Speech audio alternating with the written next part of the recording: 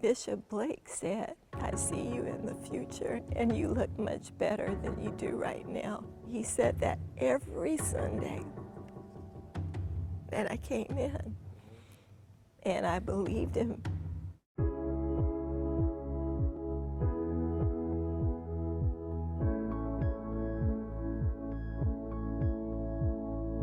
I went through a divorce back in 2003.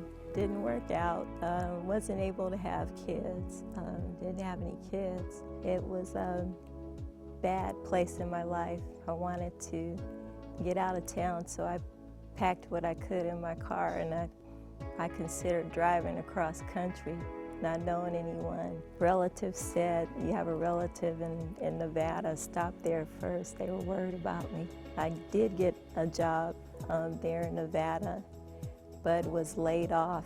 I lost everything, so I decided to come back home to California.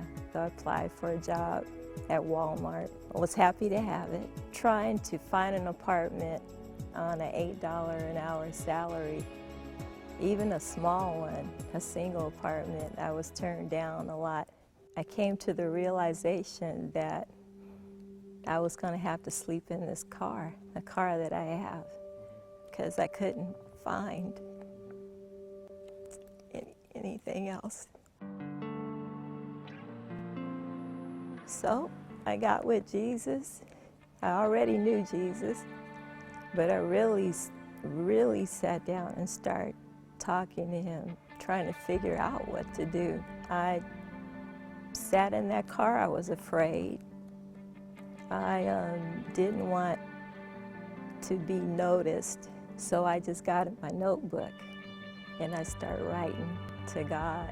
Thank you for covering me. Thank you for God for protecting me during the night and not letting anyone know that I was in that car. Thank you for the chance to have a job. He kept me calm. By the grace of God, I would go to McDonald's over on Slauson. At 6 in the morning they would open, and I would use their restroom to wash up. At night to go to sleep. I wasn't comfortable sitting in the front of the car because I thought people, passerbyers, would see me.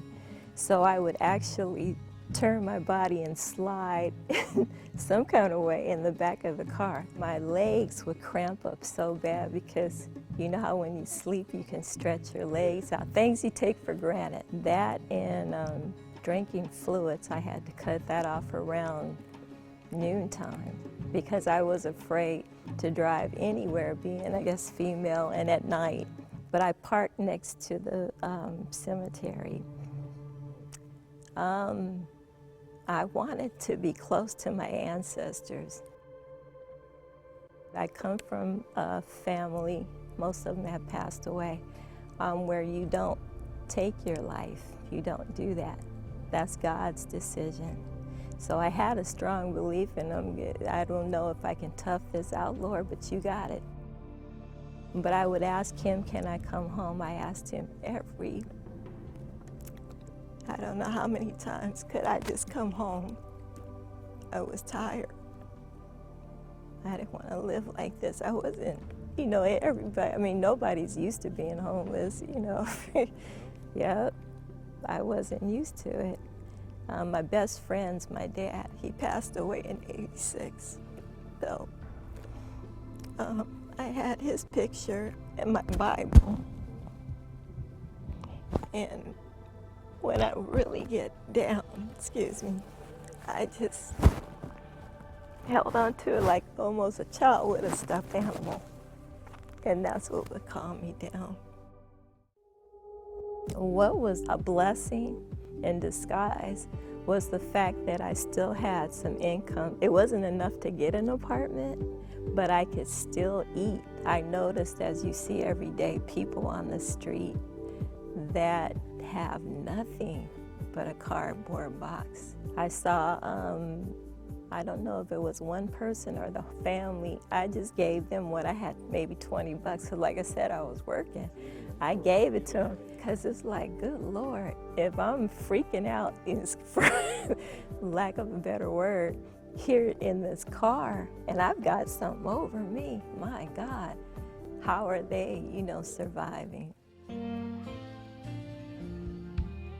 I would come here, I had a storage unit. I would put my church shoes up front by the door so I wouldn't have to dig for them or anything else I needed. And I would be here every Sunday morning at 8. And I would sit up in the balcony because I was embarrassed. This was a safe place for me. It made me feel good. It took my mind off of my situation.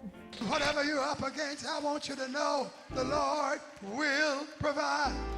The Lord will make a way somehow. I kept on pushing. I heard about Trader Joe's. They paid better, number one. God bless them. They hired me. They had no idea I was homeless. I used the P.O. box, and I worked there. Sometime I would show up early, like at 5 in the morning.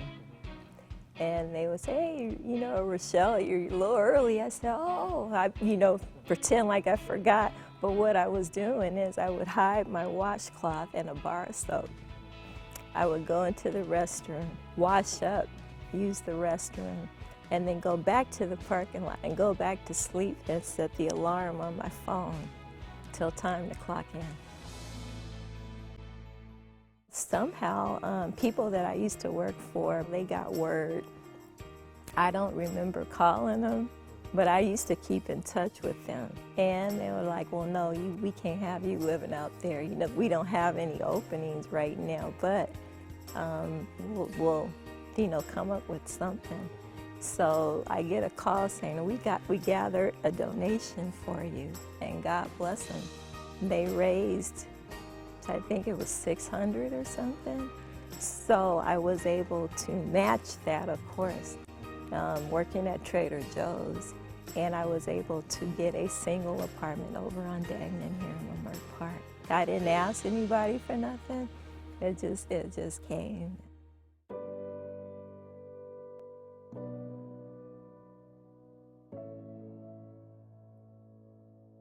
Hang in there. Get closer with God. Talk to Him as if He is your friend. There's not a day that goes by, not even maybe a few hours that go by, that I'm not in total communication with the Lord. Because if it wasn't for Him, I wouldn't have been here. Had it not been for the church, had it not been for Bishop Blake's teachings and words, I wouldn't be here. It might be rough, it might be tough, but hold on. I see you in the future, and you look much better than you look right now. Now I got a one-bedroom. I'm making $16, and I've been with Trader Joe's for 5 years now. I'm 61 years old, getting ready for retirement.